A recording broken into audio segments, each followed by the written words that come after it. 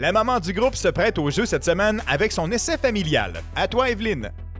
Cette semaine, j'ai testé la Acura ADX 2025. C'est le tout premier VUS sous-compact de luxe de la compagnie.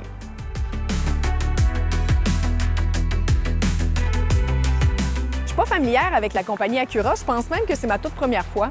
J'ai quand même aimé ce que j'ai vu. Je la trouve belle, je la trouve sobre et je trouve surtout qu'elle est d'un format parfait.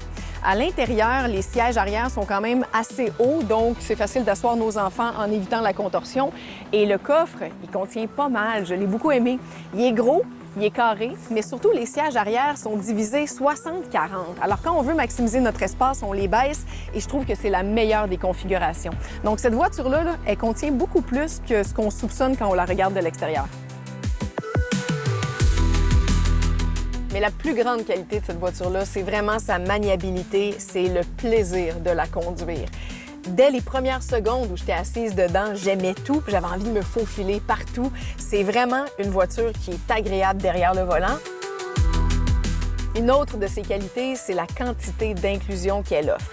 Quand Acura dit que c'est un véhicule de luxe, bien, c'est justement ici qu'on le ressent. Tout ce qu'il y a dedans, c'est inclus de série. Ça, c'est vrai pour l'affichage tête haute, pour toutes les technologies, le toit panoramique, tout est dedans. Donc, on n'a pas de choix déchirant à faire. Puis ça, c'est le fun. Maintenant, ses petits défauts, parce qu'elle en a.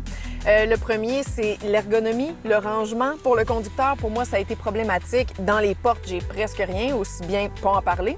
La console centrale, le bras de transmission prend toute la place. Pourquoi il n'est pas ici ou ailleurs? Ça, c'est vraiment une perte d'espace inutile. Si je mets mon cellulaire à l'endroit dédié, j'ai plus aucun espace pour mettre autre chose. Et les espaces à bouteilles, il y en a seulement 2. Puis celui-là, je le compte pas parce que si je mets une bouteille là, j'ai pas accès à mes boutons. Fait que je peux pas la mettre là. En conclusion, quand Acura parle d'une voiture qui est à mi-chemin entre le sport et le luxe, je suis 100% d'accord. C'est exactement ça qu'on a sous la main.